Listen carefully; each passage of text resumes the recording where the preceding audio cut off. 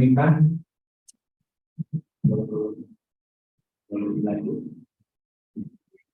Kita sudah janji sebetulnya bahwa untuk tanggal lahir kita tidak perlihatkan, tapi karena kita nggak siap ya sudah terlihat sedikit sekilas. Jadi Dr. Maesa orang dokter lulusan dari Fakultas Kedokteran Samratulangi Manado dengan magister hukum kesehatan juga dari Hasanuddin ya, Universitas Hasanuddin Makassar, Sulawesi Selatan.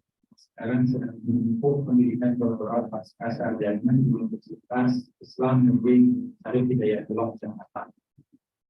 Beliau juga banyak mengikuti pelatihan maka dilanjut, dan beliau juga aktif di berbagai organisasi di Makassar tentunya sebagai Ketua Umum Dewan Pengurusan Masyarakat Hukum Kesehatan Indonesia sejak tahun 2018. Lalu juga sekarang adalah wakil ketua PBI dan banyak sekali kegiatan organisasional yang lain. Beliau juga banyak menulis tulisan ilmiah yang tidak dapat disebutkan sampai ini. Waktu dan diberikan kepada Dr. Maisen. Baik, terima kasih untuk hadir di sini. Selamat siang. Wah, ini Prof. Saya diperintahkan beberapa hati ini untuk yang share juga pada seminar hari ini dan atau dua, dan saya juga dapat bulan bisa dipastikan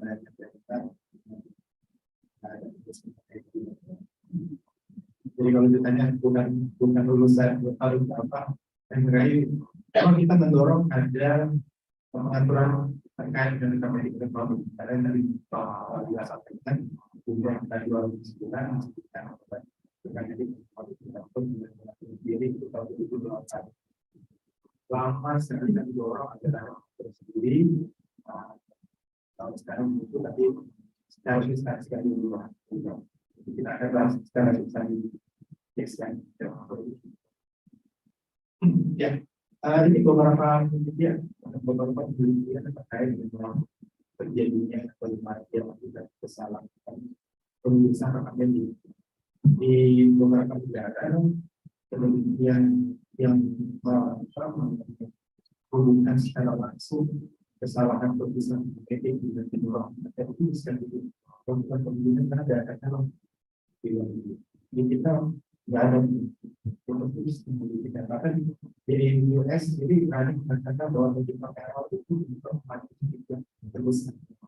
Itu berani mereka membuat penelitian itu karena ada penelusuran dan itu kan sangat. Jadi kita menyusuri apa dan kematian di kasus kayak itu seperti itu. Kemudian kita menyusuri misalnya sesuatu senjata penting penyebabnya apa juga tidak cukup banyak jadi bukan tantangan terdepan.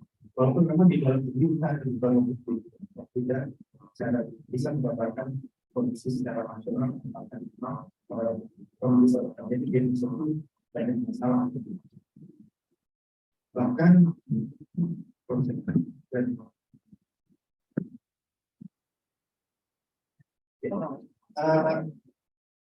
WHO sendiri melalui pernah mengeluarkan panduan terkait dengan statistik karena memang dari sekian banyak data untuk bisa catatan hasil itu bisa berpotensi apa sehingga ada panduannya dan ini mengantisipasi karena seluruh pelayanan kesehatan seluruh itu yang pada saat itu. Jadi pada panduannya dan ini kita dulu banyak dilakukan edukasi. Nah ini terkait dengan perilaku rahasia medis, bagaimana tadi dari sampai oleh para bulan terkait dengan rahasia medis itu menjadi hal yang absolut ya kalau pelayanan kesehatan dan kalau kita rahasia medis itu kan ada persoalan medis yang kemudian tidak bisa dengan hubungan di mana kita lebih itu ada sistem rahasia medis. Selain medis juga ada inform consent dan inform reviews yang di situ juga menyangkut terkait dengan rahasia medis. Nah, ini di dalam Permenkes 3/2012 saya belum pernah yang itu tadi kan khawatir lantas semua itu kayak tidak sesuai di Permenkes 3/2012 pihak-pihak yang wajib menyimpan rahasia kesehatan itu ada 6 pihak. Pertama anggota pimpinan fasilitas pelayanan kesehatan, tenaga yang berkaitan dengan pembiayaan ya, apalagi Faskes berkaitan dengan BPJS itu pasti berkaitan dengan perintah di dalam Permenkes ini yang wajib simpan rahasia, termasuk orang BPJS. Kalau melihat Permenkes ini orang BPJS wajib simpan rahasia karena verifikator terlibat dalam mengakses data. Kemudian badan hukum atau korporasi atau fasilitas pelayanan kesehatan, mahasiswa atau siswa yang magang di fasilitas pelayanan kesehatan wajib simpan rahasia. Slide. Nah, di PMK 24, slide, ini soalnya nggak main. Balik lagi. Nah, di PMK 24, saya tambahkan sedikit, itu ditambahkan tuh. Ada pihak lain yang memiliki akses terhadap data dan informasi kesehatan. Artinya, dari 6 pihak tadi, kalau misalnya Faskes bekerja sama dengan vendor, misalnya, vendor itu termasuk orang yang wajib simpan rahasia di PMK 24. Ya, kalau secara normal di PMK 24. Lanjut. Nah, di undang-undang lanjut aja. Di undang-undang kesehatan disebutkan tadi mungkin sudah disinggung Prof. Gila, rahasia kesehatan wajib simpan. Hukum dasarnya wajib disimpan, wajib dirahasiakan, tetapi bisa dibuka. Nah, membuka rahasia kesehatan itu hanya diperkenankan dalam 5 kondisi.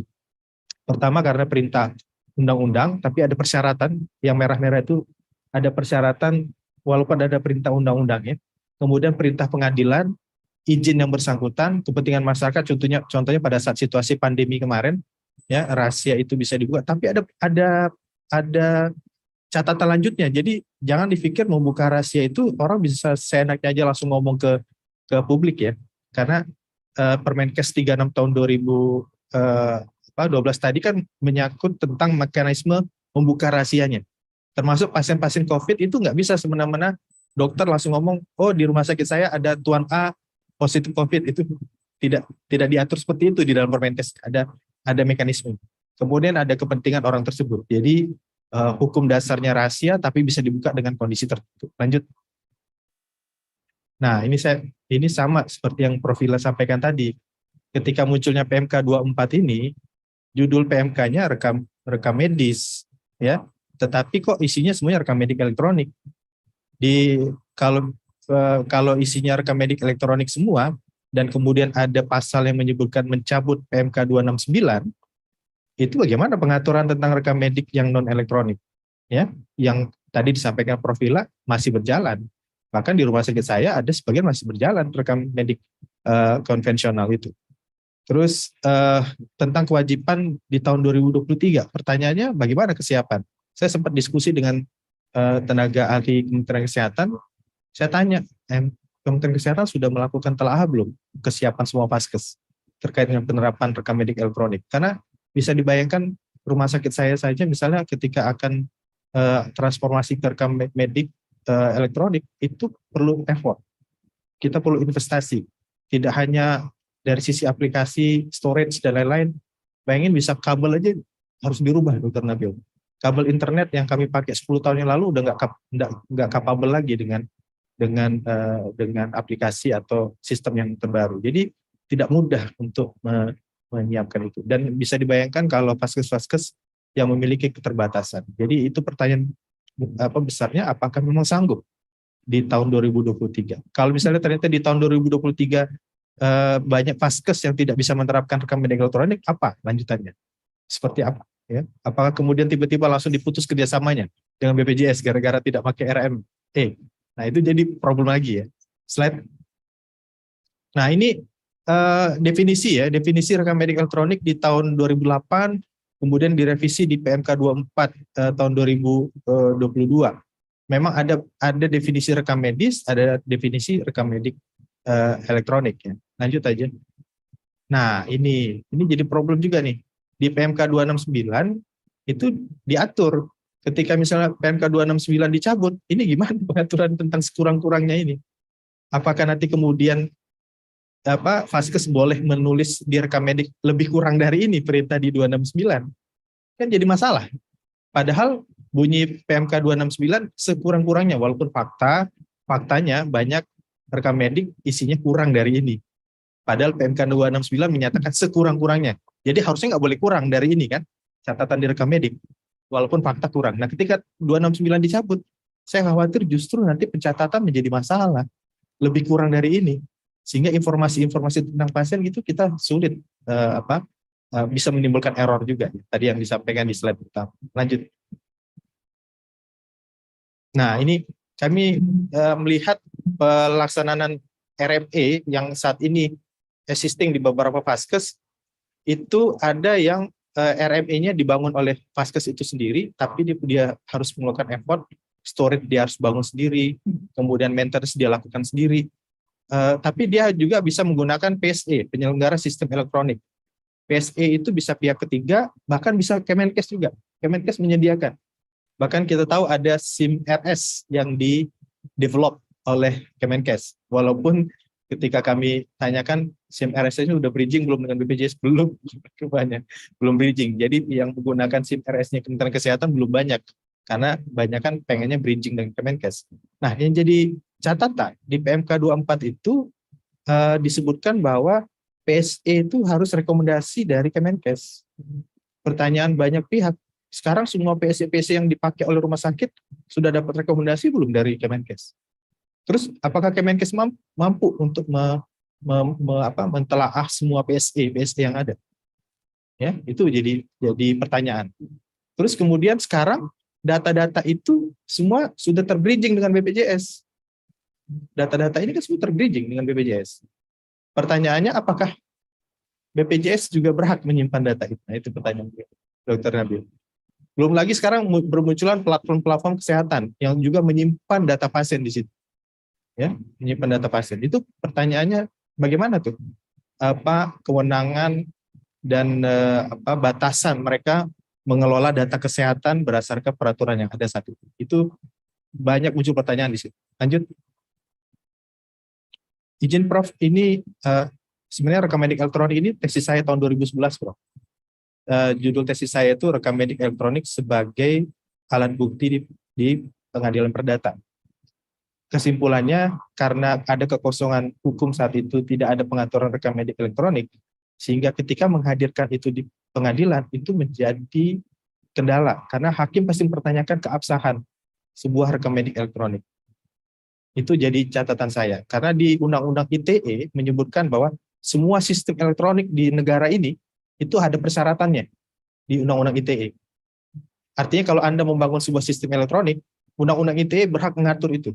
Dan Undang-Undang ITE mengatakan sebuah sistem elektronik dianggap sah kalau mengikuti aturan Undang-Undang ITE. Artinya kalau tidak mengikuti Undang-Undang ITE, itu dianggap tidak sah oleh Undang-Undang ITE.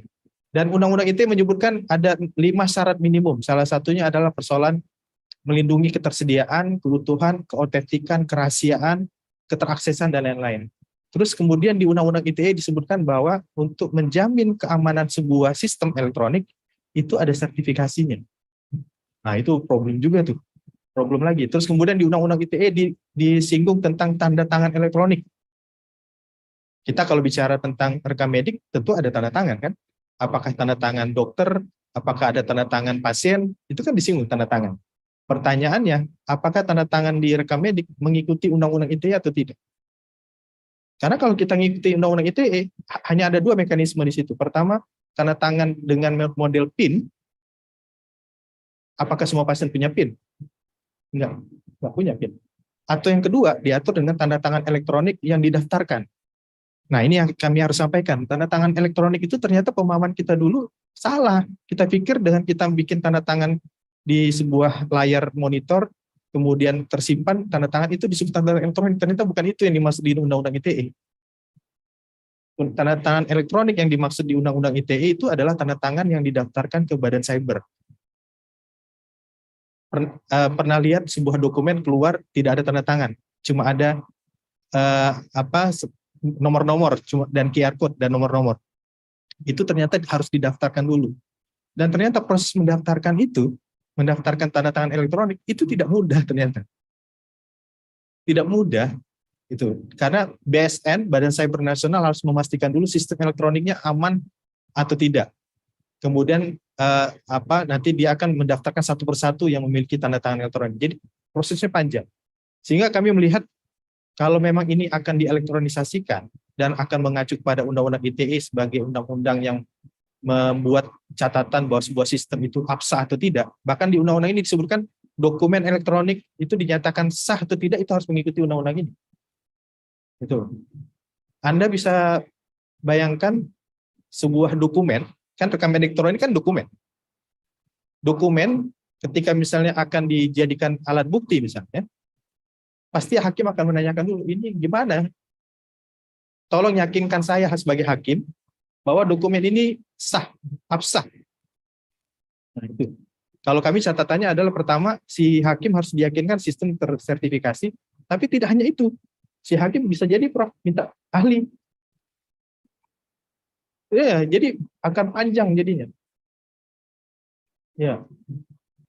Jadi panjang kalau berdasarkan undang-undang ini. Jadi ya ini harusnya kerja pemerintah ya. Kerja pemerintah artinya kami sebenarnya menyambut baik bahwa pemerintah ingin memajukan sebuah sistem teknologi terbaru. Tetapi memang dasar-dasar hukumnya harus benar-benar bisa didorong, dan sebagai pelaksana, kita nih orang-orang kesehatan yang pelaksana kan masih banyak awam tentang regulasi-regulasi yang ada. Jadi harusnya pemerintah bisa membina langsung lah ya.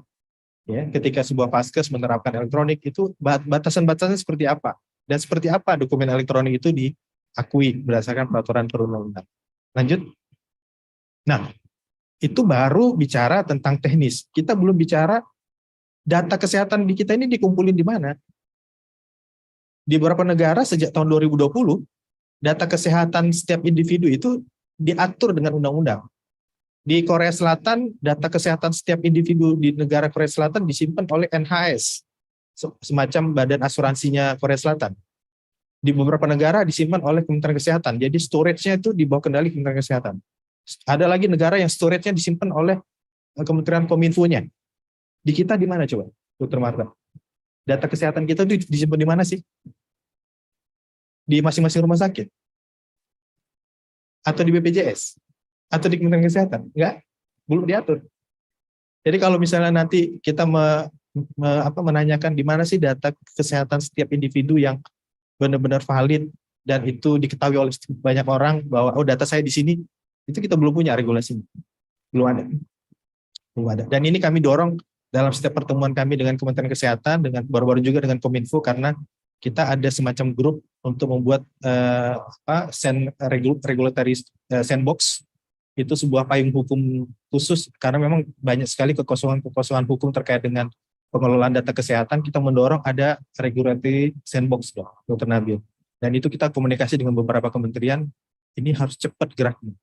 Walaupun kita tahu stigma hukum kan selalu berjalan tertati-tati ya. Jangan seperti kasus ojol, udah rame dulu baru dibikin regulasinya, tapi rame lagi baru bikin regulasi gitu. Jadi kita harus bisa mengantisipasi. Lanjut aja. Nah, kita masih ribut soal EMR. Kita ini masih ribut nih EMR. Negara lain sudah bicaranya PSR, Prof. Sudah personal health record. Kita baru ngomong tataran electronic medical record. Negara lain sudah masuk electronic health record. Bahkan negara lain sudah masuk ke personal health record. Setiap orang bisa mengakses data pribadinya. Jadi riwayat penggunaan antibiotik saya, misalnya saya tahu, saya antibiotik ini saya pernah pakai diresepkan di rumah sakit ini atau di klinik ini, gitu. Terus riwayat saya operasi di mana, itu setiap orang punya data personal health record-nya. Dan saya diyakinkan data saya aman, nggak bakal disalahgunakan. Itu negara lain sudah begitu. Kita masih ribut di tataran electronic medical record. Lanjut. Nah, negara lain bahkan sudah penelitiannya sudah kepada artificial intelligence. Kita baru teknis electronic medical record. Negara lain sudah ribut soal artificial intelligence. Artificial intelligence yang disuntikkan kepada sistem electronic health record atau electronic medical record. Karena apa? ternyata di beberapa negara ketika diterapkan electronic medical record, banyak dokter-dokter yang lama ngerjainnya karena harus diketikin satu-satu atau kemudian, nah, dan itu ternyata membuat komplain pasien tinggi. Jadi ketika pasien berobat, sudah selesai berobat, belum bisa langsung dikasih resep karena dokternya harus inputin anamnesanya dulu, inputin dulu hasil pemeriksaan, bla bla bla. Sehingga yang terjadi beberapa PSI-nya itu menyuntikkan artificial intelligence di aplikasi. Jadi ketika misalnya dokternya menginput anamnesis keluhan utama sakit kepala misalnya, dia akan membuat opsi-opsi pilihan sakit kepalanya apa, berdenyut atau hilang timbul. Jadi si dokter hanya tinggal touch screen, hanya tinggal klik gitu. Kemudian ketika dokternya menginput diagnosisnya A, dia akan mensuggest mensuggest kira-kira terapi atau pemeriksaan lanjutannya yang mana. Si dokter tinggal milih. Jadi dia hanya tinggal touch screen, tidak mengetik lagi, Dok. Oke, lanjut. Nah, ini peran AI dalam memberikan perlindungan. Di RME ada privacy, access control, ya. Jadi AI memastikan betul bahwa yang mengakses itu dokter. Kemudian data, integrasi datanya tuh seperti apa, itu AI yang akan mengontrol. Lanjut aja. Nah, ini kami melihat bahwa kalau misalnya, saya nggak tahu di Indonesia karena nggak ada catatannya. Di Indonesia berapa banyak rumah sakit yang sudah menerapkan rekam medik elektronik dengan disuntikan AI? Itu kami nggak punya catatannya, Dok. Walaupun kami tahu ada banyak developer yang bekerja sama dengan rumah sakit, itu dia sudah menyuntikkan AI di situ, kami tahu juga, ya. Nah, kami melihat kalau memang ternyata ada AI di situ, jangan AI melakukan otomasi, jangan kemudian dokter diperintahkan oleh AI.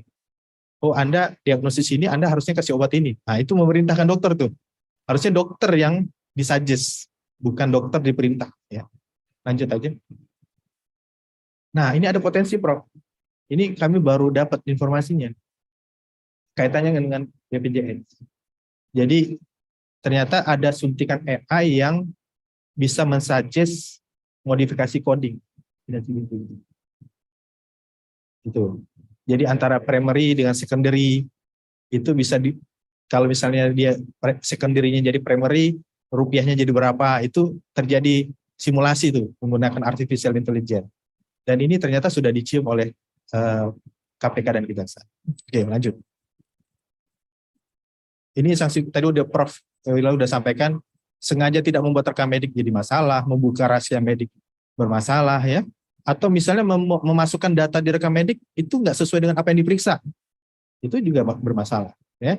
Kalau kaitannya dengan tadi yang fraud tadi, itu akan masuk kepada kasus pidana khusus. Yuk, lanjut. Nah, ini kami singgung sedikit, tadi sudah Prof. Wila sudah sampaikan, kita sudah punya undang-undang perlindungan data pribadi yang walaupun nomornya belum dapat, saya sudah hubungi teman di Kominfo, lagi proses di Kumham, Prof, untuk nomornya. Dan itu ada beberapa sanksi, termasuk memanfaatkan data-data untuk kepentingan pribadi atau kepentingan yang lain. Dan kami harus sampaikan bahwa ternyata data kesehatan itu mahal. Data kesehatan itu mahal. Bayangkan kalau data nama dokter dengan nomor telepon dokter itu sering diperdagangkan juga rupanya. Jadi makanya kalau ada teman-teman sejawat dokter yang terima email WhatsApp atau SMS nawarkan kredit atau pembelian rumah, properti atau otomotif, itu nggak ngerti. Saya aja sering terima tiap hari. Entah dari mana bocornya nomor itu. Ya. Dan itu ternyata dan kita baru-baru kan dihebohkan dalam beberapa minggu ini pencurian data oleh hacker, ya. Itu menandakan masih lemahnya sistem kita. Lanjut aja. Tapi kita ada perlindungan hukum tentunya, tapi ya sekali lagi kami mendorong agar regulasi itu bisa diperkuat. Tadi saya sepakat dengan apa yang disampaikan Prof. Wila, ketika sebuah Permenkes 269 itu dicabut, maka sekarang pelaksanaan sampai dengan tahun depan itu seperti apa, ya. Itu harus juga diatur. Lanjut aja. Oke. Ya, ini terakhir. Perkembangan yang terjadi, jangan sampai kita berpikir sebagai ngikutin komputer, ya. Perkembangan yang ada itu harusnya membantu kita. Jangan profesi kesehatan justru diatur oleh teknologi. Walaupun memang kita tidak bisa menutup mata, teknologi terus berkembang. Demikian dari kami, saya kembalikan kepada Dr. Nabil. Assalamualaikum warahmatullahi wabarakatuh.